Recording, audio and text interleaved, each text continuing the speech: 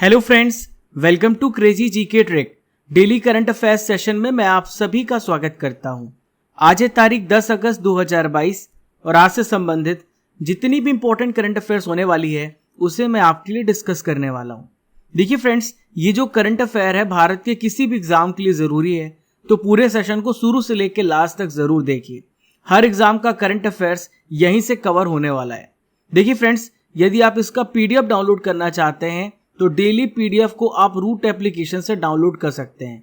इसके अलावा फ्रेंड्स, यदि आप डेली टेस्ट भी देना चाहते हैं तो रात को 10 बजे हमारे टेलीग्राम पर आप डेली करंट अफेयर्स का टेस्ट भी दे सकते हैं।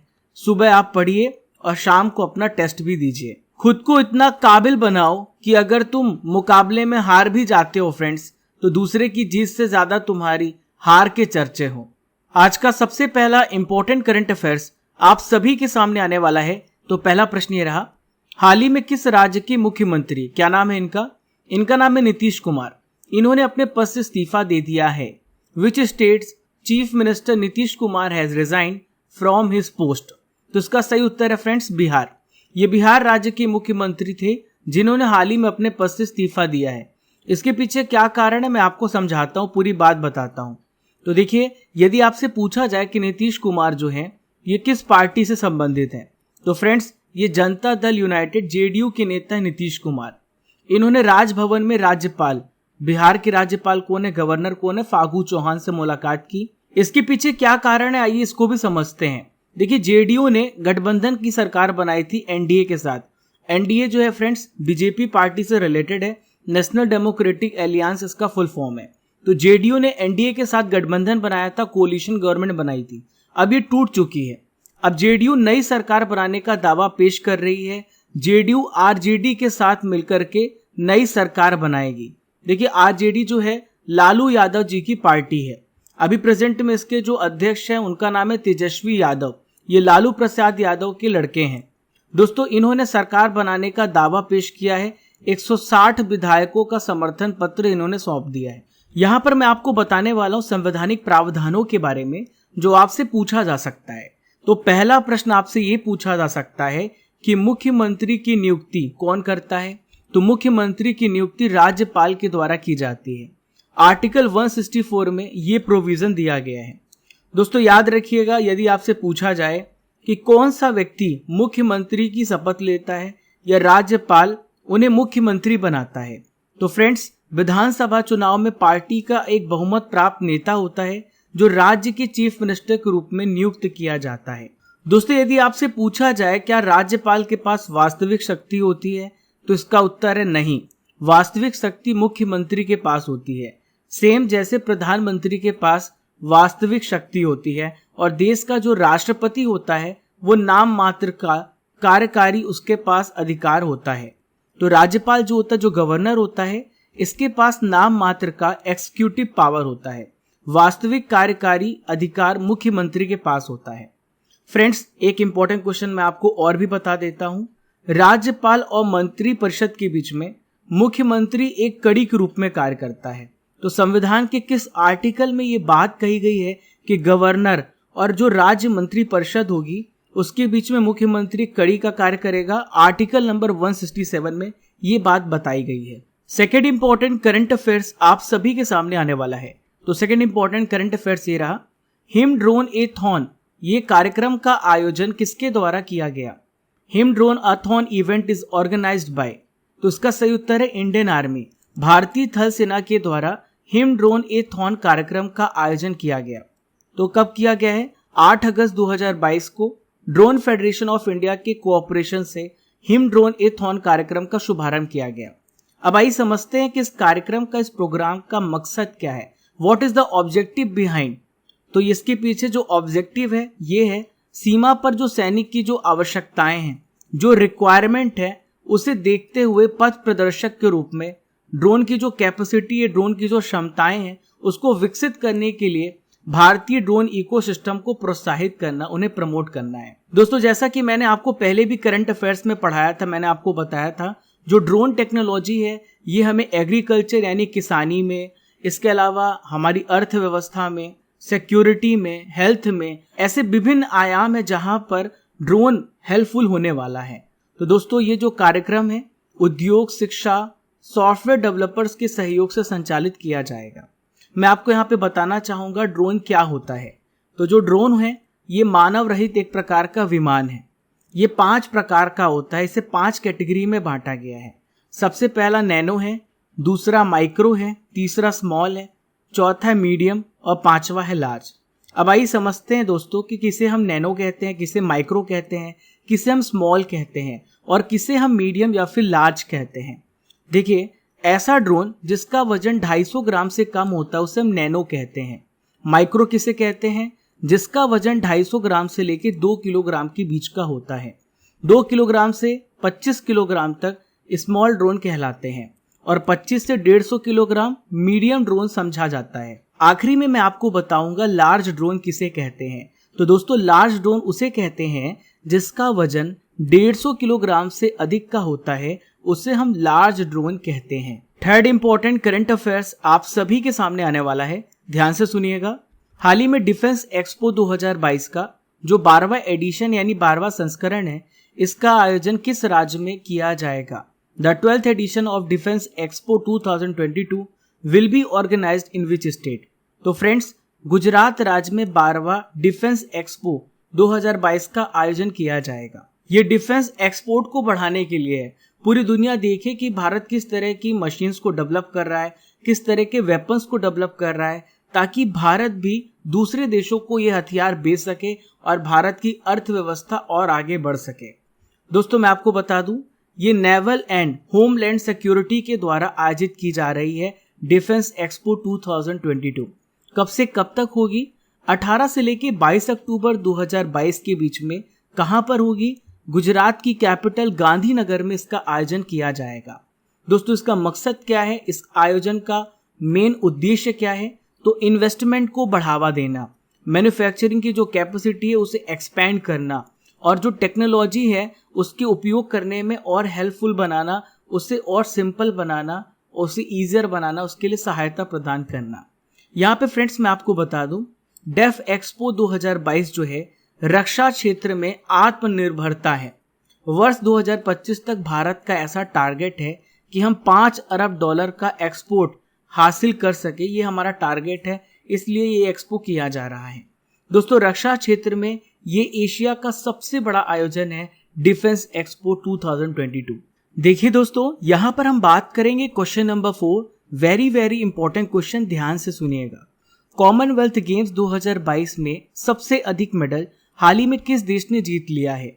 Which country has won the maximum number of medal in Commonwealth games 2022?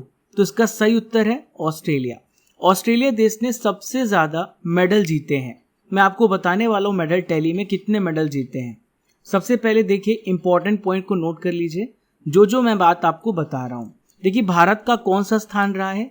तो भारत कॉमनवेल्थ गेम्स 2022 में 4थे स्थान पर था और ऑस्ट्रेलिया सबसे पहले स्थान पर था।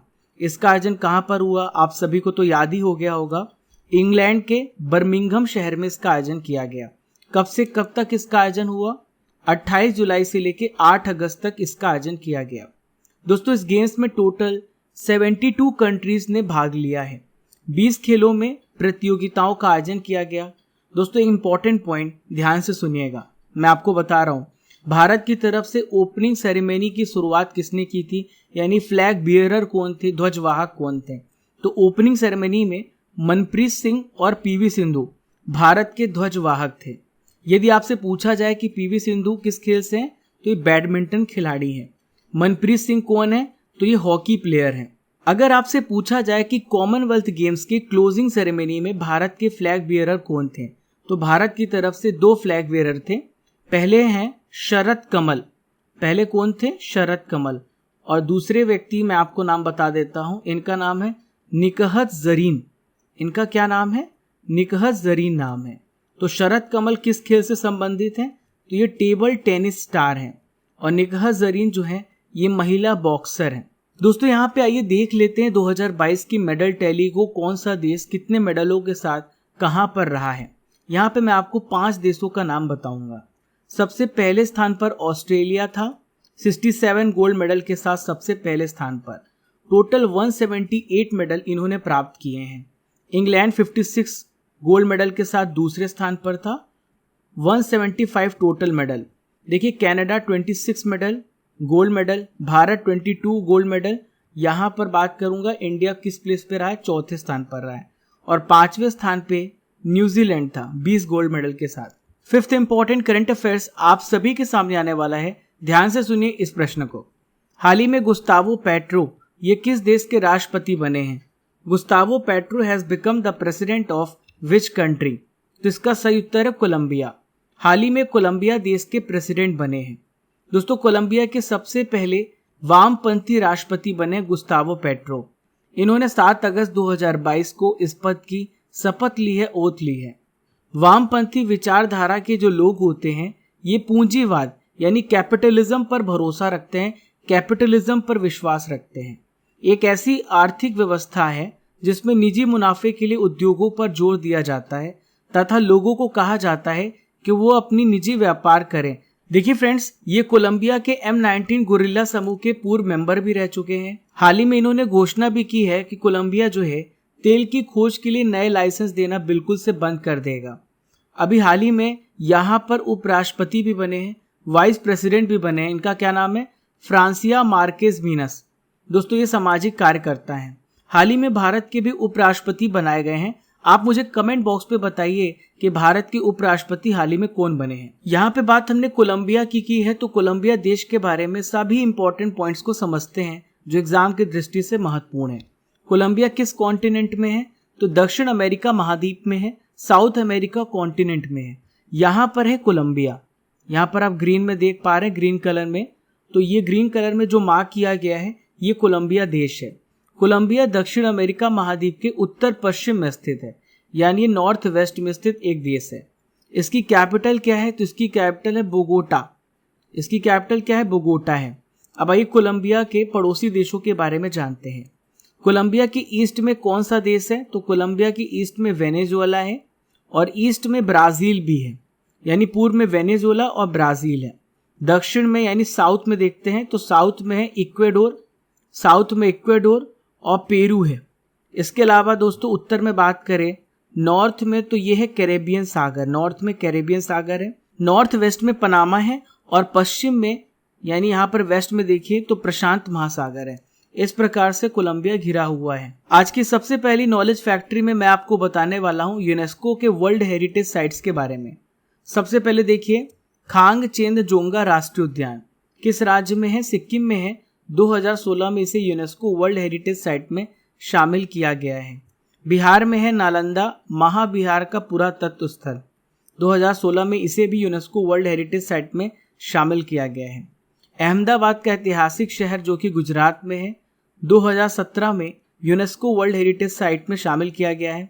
महाराष्ट्र का है मुंबई का विक्टोरियन गोथिक, 2018 में इसे शामिल किया गया। जयपुर शहर राजस्थान में है।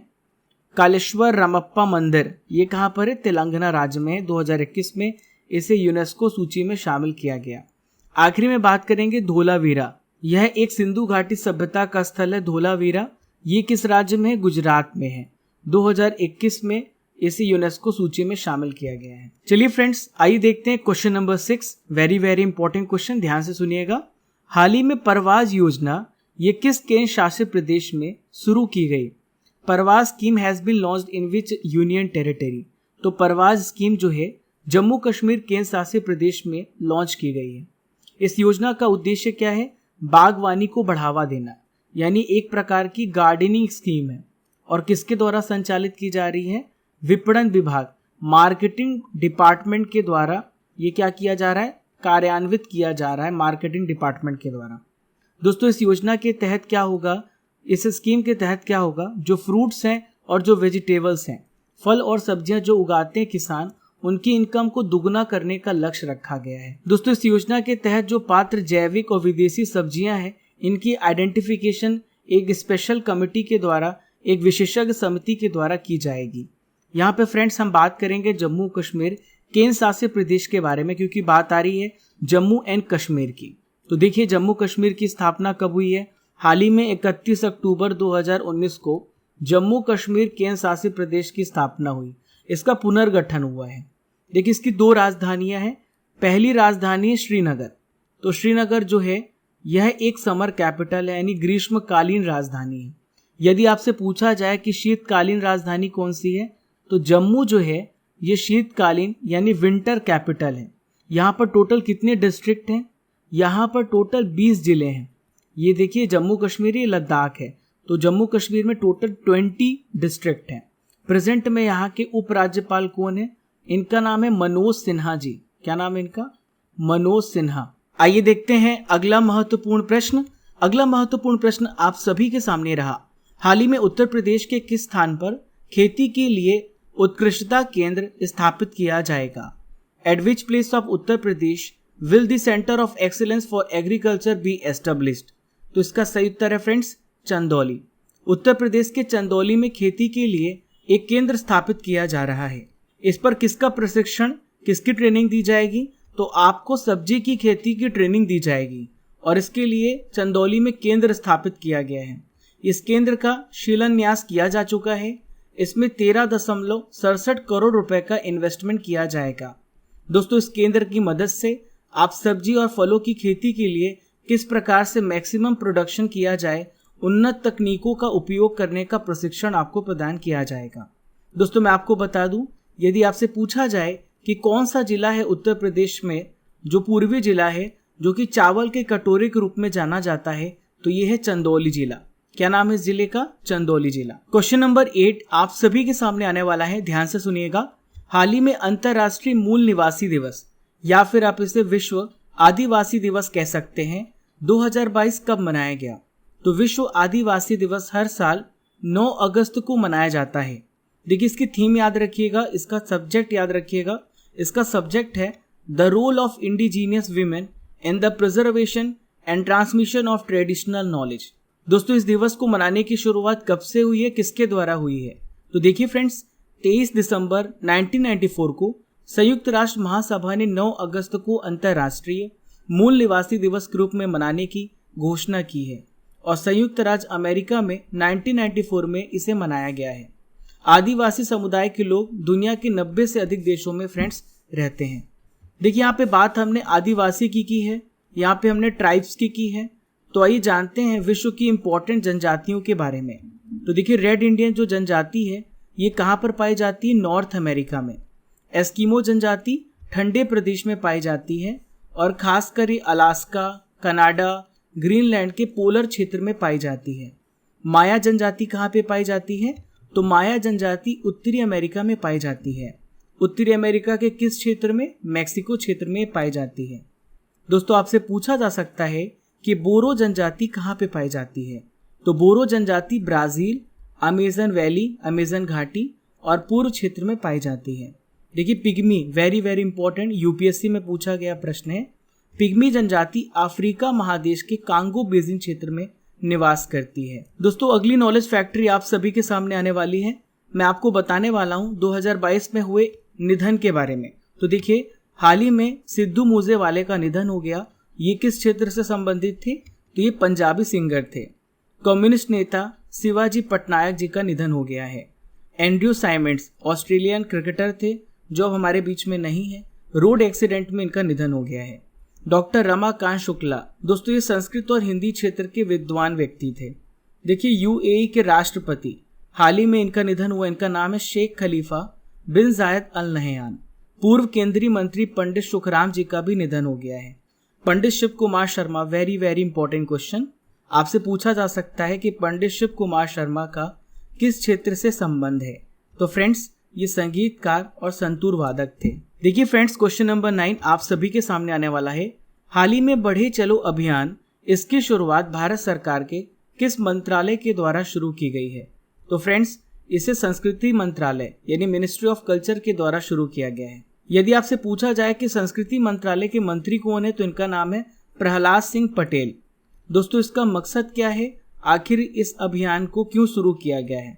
भारत के अधिक से अधिक युवाओं को जोड़ना और उनके अंदर नेशनलिज्म, देशभक्ति की भावना को जागृत करने के उद्देश्य से इसकी शुरुआत की गई है। यह अभियान कब से कब तक चलेगा? तो 5 से लेके 10 अगस्त 2022 तक भारत के 10 शहरों में प्रतिदिन इसका आयोजन किया जाएगा। 12 अगस्त 2022 को ग्रैंड फिनाले होगा। कहां पर? नई दिल्ली के तालकटोरा स्टेडियम में। आज का आखिरी इंपॉर्टेंट क्वेश्चन आप सभी के सामने आने वाला है, ध्यान से सुनिएगा। हाल ही में नेशनल स्पोर्ट्स क्लाइंबिंग चैंपियनशिप की मेजबानी NIM के द्वारा किस राज्य में की जाएगी? तो इसकी कहां पे मेजबानी की जा रही है? किस राज्य में?